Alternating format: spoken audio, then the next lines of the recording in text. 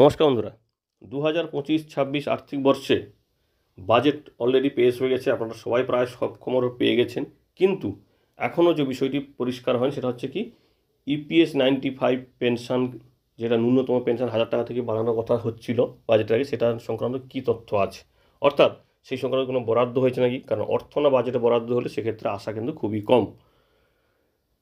এই সংক্রান্ত একটি খবর কিন্তু প্রকাশিত হয়েছে পশ্চিমবঙ্গের জনপ্রিয় একটি পত্রিকা, বর্তমান পত্রিকাতে। সেই পত্রিকারই খবরটি আপনার সঙ্গে শেয়ার করছি, কারণ আমরা বাজেটের আগে আমরাও একটি ভিডিও করেছিলাম যে ওখানে পেনশনার সংগঠন মাননীয় মন্ত্রীর সঙ্গে মিটিং করেছেন এবং সেখানে তারা দাবি করেছেন এবং সেখানে তারা কিন্তু অনেক আশা নিয়েছিলেন যে এবারে বাজেটে এই বিষয়ে ঘোষণা হবে 1000 টাকা থেকে 7,500 টাকা, অনেকে আর 5,000 টাকাও দাবি করেছিলেন।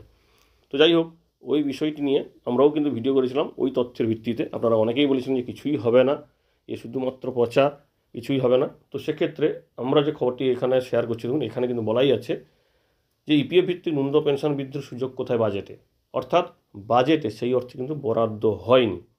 কারণ আপনারা জানেন ভারত সরকারের পক্ষ থেকে এই ইপিএস 95 পেনশনে দু ধরনের ভর্তুকি দেওয়া হয়। একটা হচ্ছে কি 1.16% হারে তাদের পেনশন খাতে জমা রাখে সমস্ত কর্মচারীর জন্য, আর যে সমস্ত কর্মচারীর ন্যূনতম পেনশন 1000 টাকা হয় না তাদের জন্যও কিন্তু সরকারের পক্ষ থেকে নাকি ভর্তুকি দেওয়া হয়।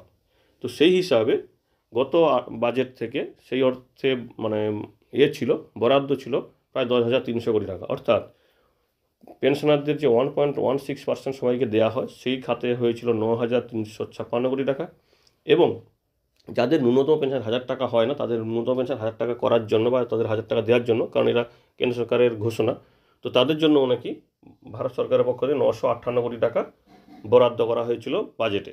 তো অর্থাৎ প্রায় 10,300 থেকে 400 কোটি টাকা।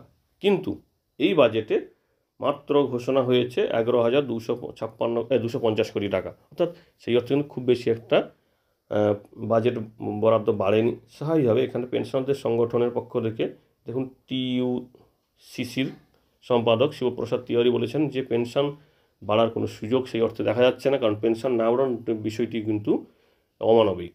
কারণ এখানটায় পেনশন বৃদ্ধি নিয়ে তারা কিন্তু আশাই করেছিলেন। তবে হ্যাঁ, এখন একটা আশা আছে কি, এখনও রিভাইজড বাজেট পেশ হয়নি, বা রিভাইজড বাজেটে কিন্তু অনেক সময় নতুন ঘোষণা হয়ে থাকে। তো সেই বিষয়ে তারা চেষ্টা করছেন যে মাননীয় মন্ত্রীর কাছে এই বিষয়ে যাতে মেসেজটা পাঠানো যায়। কারণ ওনারা বলছেন যে আমরা যথোপযুক্ত জায়গায় বারবার আবেদন করেছি যাতে আমাদের ন্যূনতম পেনশনটা বাড়ে। তো সেক্ষেত্রে কিন্তু এই অবস্থায় 2025-26 আর্থিক বর্ষে এখনও পর্যন্ত কোনো সদর্থক ভূমিকা নেই। তো আপনাদের জন্য কিন্তু আমরাও কোনো সুখবর দিতে পারছি না, কারণ নিউজ চ্যানেলে যা বেরোচ্ছে সেটার ভিত্তিতে বলা যায় যে আপাতত কিন্তু কোনো বৃদ্ধির সুযোগ নেই। তবে রিভাইজড বাজেটের জন্য অপেক্ষা করতে হবে ন্যূনতম পেনশন বাড়ছে নাকি।